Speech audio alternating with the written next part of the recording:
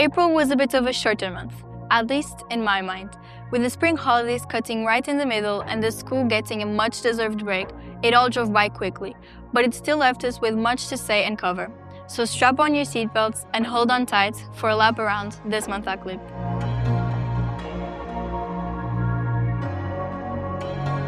Let's start this month by starting time itself and mention a few things we couldn't get through in our last episode, starting with varsity, where our girls basketball team secured first place for the 11th time in a row. That's impressive. The boys football team performance in Lisbon was equally impressive, where they played like champions.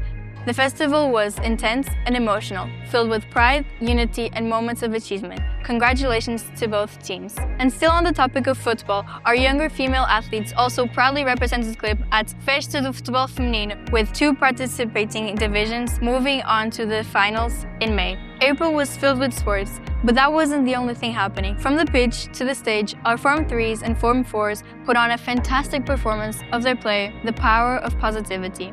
In a year where words are so important, we love to see a story all about how a cheerful attitude can turn someone's day around. But lower school weren't the only ones who shined on stage.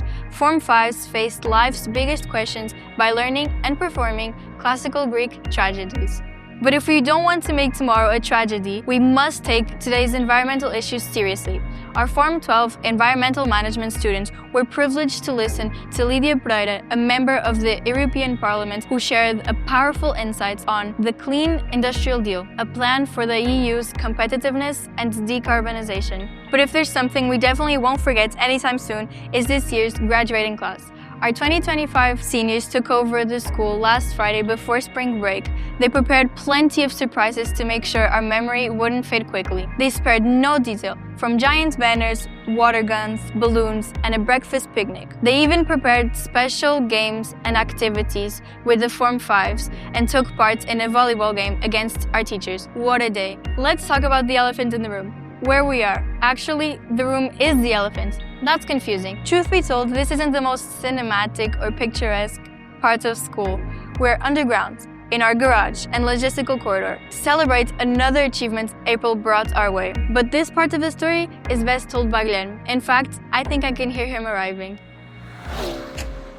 Hi, I'm Guilherme, part of Aeroflux, Clip's STEM racing team. Previously known as F1 in schools, STEM racing is a global competition that challenges students to design, build, and race miniature F1-style cars, using cutting-edge engineering, science, and tech, all while creating a brand, pitching to judges, and running a full-on business. Together with Matilde, Marta, Afonso, Miguel, and Pedro, we just became regional champions. Also, we brought home all other trophies: the fastest car, the sharpest engineering, the best photo presentation, and the top business strategy. We did all that on a day spent around the Air Force and plenty of helicopters.